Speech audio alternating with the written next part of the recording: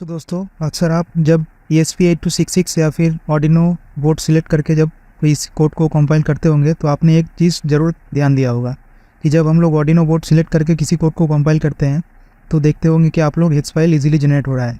लेकिन जैसे ही हम लोग नोड MCU या फिर ESP32 सिलेक्ट करके उस कोड को कंपाइल करेंगे तो देखिएगा दोस्तों कि वहाँ पर हेक्स फाइल कोई जनरेट नहीं हो रहा है, वहाँ पर ELF फाइल या फिर बिन फाइल जनरेट होता है।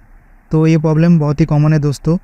अगर आप चाहें तो बिन फाइल को हेक्स फाइल में कन्वर्ट कर सकते हैं, लेकिन ये प्रोसेस बहुत ही लेंदी होता है।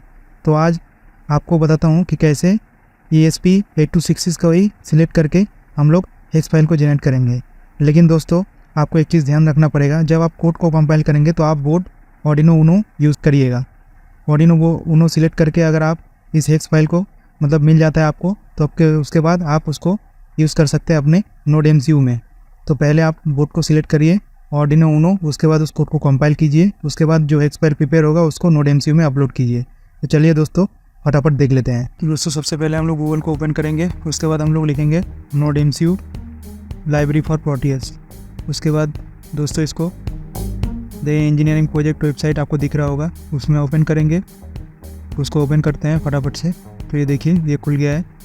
तो यहाँ पर लिखा हुआ है, देखिए दोस्तों, हाय फ्रेंड्स, आप ये सब पढ़ लीजिएगा।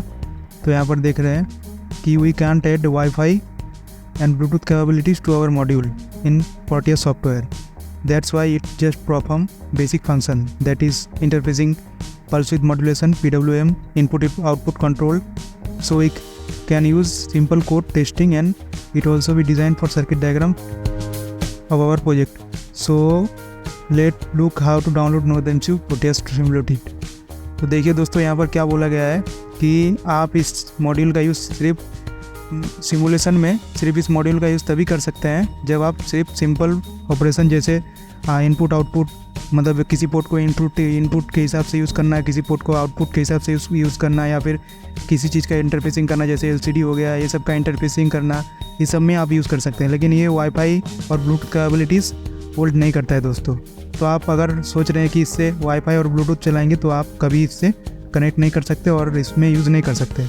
तो इसमें आप सिंपल ऑपरेशन जैसे आर्डिनो में आप लोग इंटरफेसिंग और इनपुट आउटपुट फंक्शन परफॉर्म कर सकते थे, इसी में वैसे ही कर सकते हैं। तो एक तरह से आर्डिनो का ही जैसे फंक्शन परफॉर्म करेगा। तो यहाँ पर जो पिन है node A1, RSB, S3, S2, S1, ये सब आर्डिनो के पिन को रिप्रेजेंट करेगा। तो आर्डिनो के पिन को कैसे रिप्रेजेंट करता है ये मैं स्क्रीन में आपको दिख रहा होगा, मैं दे दूँगा स्क्रीन में। तो ये भी जो D9, D8, D7, D6 जो भी है ये आर्डिनो के पिन को ही रिप्रेजेंट कर रहा है। मतलब ये बोर्ड इक्विवेलेंट टू आर्डिनो है। इसको ESP जस्ट नाम दिया गया है ताकि आप सिमुलेट करा पाए अपने प्रोजेक्ट में, एक सर्किट डायग्राम बना पाए। लेकिन ये बोर्ड आर्डिनो के जैसा ही परफॉर्म करता है। और अगर आप यहाँ पर देख सकते हैं, अगर नीचे जाएंगे तो यहाँ पर ये लोग यही लिखे हैं कि जब आप इसको कंपाइल करेंगे तो आपको बोर्ड आर्डिनो ऊनो सिलेक्ट करके रखना है, तभी आप इसको कोड को कंपाइल करेंगे, तभी ये एक हेक्स फाइल प्रिपेयर करेगा। और अगर आप यहाँ पर ESP8266 बोर्ड को सिलेक्ट करके अगर इसको कंपाइल करें तो हेक्स फाइल वो प्रिपेयर नहीं करेगा।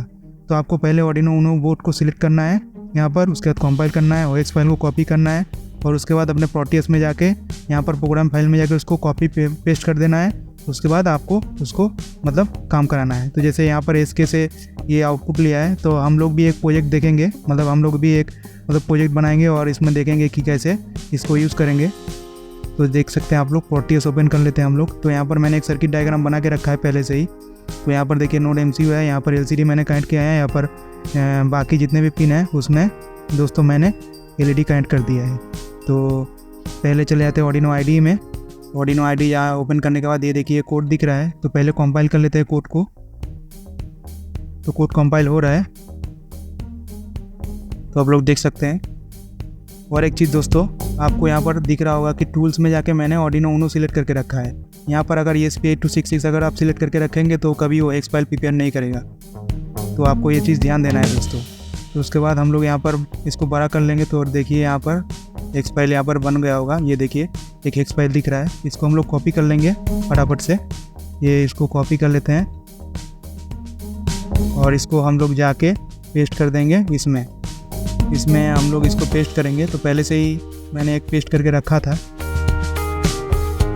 इसको पेस्ट कर लेंगे। ये देखिए पेस्ट कर लिया हमने, ओके कर देंगे। तो इसको सिलेक्ट करेंगे और अब देखते हैं रन करा के। तो ये देखिए चैनल का नाम दिख रहा है, मैंने कोड में लिखा है। ये देखिए एलईडी सब ब्लिंक कर रहा है, ये देखिए आप लोग देख सकते हैं सारे एलईडीज ब्लिंक कर रहे हैं। उसके बाद यहाँ पर थैंक यू आएगा, फिर से 1 सेकेंड का डिले, उसके बाद ये फिर से ये शुरू, मतलब ये साइकिल रिपीट करेगा दोस्तों। तो दोस्तों मेन मुद्दा ये है कि हम लोग जो ESP8266 मॉड्यूल जो हम लोग यहाँ पर यूज़ कर रहे हैं वो ऑर्डिनो की तरह ही काम कर रहा है। आपको यही दिखाने के लिए मैंने यहाँ पर सारे के सारे पिन को यूज़ किया है कि यहाँ पर आप लोग देख सके कि ये ऑर्डिनो उनो की तरह ही काम कर रहा है। जैसे यहाँ पर ऑर्डिनो उनो में हम लोग LCD को इंटरफेस कराते हैं, LED को ब्लिंक कराते हैं, इनपुट आउटपुट मतलब जितने भी पिन हैं यहाँ पर इनपुट आउटपुट और पल्स विद मॉड्यूलेशन के हिसाब से ही काम कर रहे हैं। कोई भी पिन यहाँ पर मतलब वाईफाई ऑपरेशन जैसे ओरिजिनल ESP8266 अगर आप मतलब फिजिकली आप हार्डवेयर को देखेंगे तो वाईफाई और ब्लूटूथ से कनेक्ट होता है, लेकिन ये सब कुछ कनेक्ट नहीं होगा दोस्तों। सिर्फ इसमें आप इनपुट आउटपुट ऑपरेशन नहीं परफॉर्म कर पाएंगे, तो आपको ये चीज़ ध्यान देना है। लेकिन अगर आपको सर्किट बनाना है, सर्किट डायग्राम बनाना है, कोई स्कूल के लिए प्रोजेक्ट बनाना है तो आप इसको यूज़ कर सकते हैं दोस्तों। तो यही था इस वीडियो में। तो अगर आपको ये वीडियो पसंद आया तो इसको लाइक कीजिए और चैनल को सब्सक्राइब कर लीजिएगा दोस्तों। धन्यवाद।